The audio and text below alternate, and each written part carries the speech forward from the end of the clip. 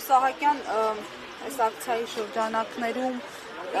ծնողների ակնկալիքները լսեցինք, դուք ինչ հույսով եք այսօր այստեղ եկել միացել ակցիային եւ Արսեն Ղուկասյանի կալանքի հետ կապված ես համար սպասելի էր, որ դատարանը հենց այս որոշումը կայացնի։ Ճիշտ ասած, այս պահին ես վատառողջ եմ, բայց չէի կարող տունը նստած բազմոցին դիտեմ ինչ է կատարվում։ Ստե իրականում այն օրվա կադրերը այն օրներ չմասնակցել ՊՆ-ի մոտ այդ բողոքի ակցիային։ Մարդիկ հասարակ բան, դա բողոքի ակցիա չէ, ուղղակի իրենց ձենն էին բարձրացրել, վերջապես 5 տարին լռացավ։ Ինչի մեր տղերքից, ինչի մեր երեխեքից որևէ լուր չկա։ Այ մարդ, եթե չկա, թող ասեն, գիտեք ինչ, այդ տղերքը չեն գալու, ույսները կտրել։ Ասելիքը սա է։ Հետո էլ Ստեփանյանը, չեմ անում, ֆիքսել եք, թե չէ, այդ մարդուն բարոյա հոգեբանական գծով ՊՆ-ի նախարարի տեղակալը։ Ասում է, եթե 18 թվից մինչև 18 թիվը կամ 18 թվից հետո այդ հողերը մերը չէին, 18 թվից հետո մեր զինվորները, մեր տղաները ինչ գործ ունեին օտարի հողի վրա, ասում է, պետք է եղել տարել է։ Ու դուք պատկերացնում եք ինչ, չեմ անում, դա փողոցային զրույց է, բեսեդկայի զրույց է, ինչ, ասում է, պետք է եղել տարել է։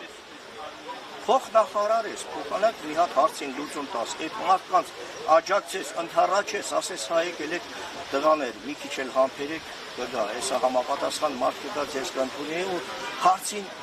լուծում կտա, չեմ անում ուղղակի, այս անտարբերությունը, այս արհամարական վերաբերմունքը, Արսենի կալանավորումը բոլորիս համար է սպասելի, ամենաակտիվ, ամենայն դուզու խոսացող, ճիշտը խոսացող հերոսի հարազատներից կամ հարազատներից մեկն է եղել կամ ամենաճիշտ խոսացող մարդն է։ Այսինքն ենթադրում եք դրան։ Իհարկե, ցավը տանեմ, ասում են խոսքի ազատությունն է, բայց խոսքի ազատություն չի։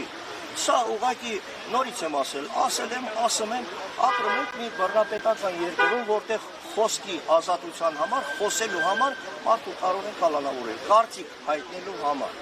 Ես այս պահին իմ կարծիքս եմ հայտնում։ Հիմա չեմ անում, այդ կարծիքը կալանավորման ենթակա է, թե ենթակա չի։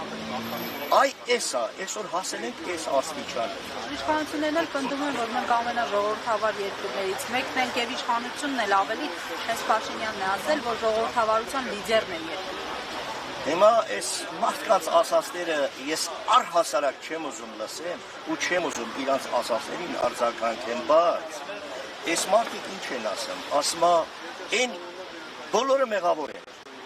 Ես միշտ էլ ասել եմ գալու է մի ժամանակ, որ ասել են դուք սխալ եք դասիրակել ձեր տղաներին, որ գնացել են հանուն հայրենիքի, հանուն այն մի բոր հողի զոհվել։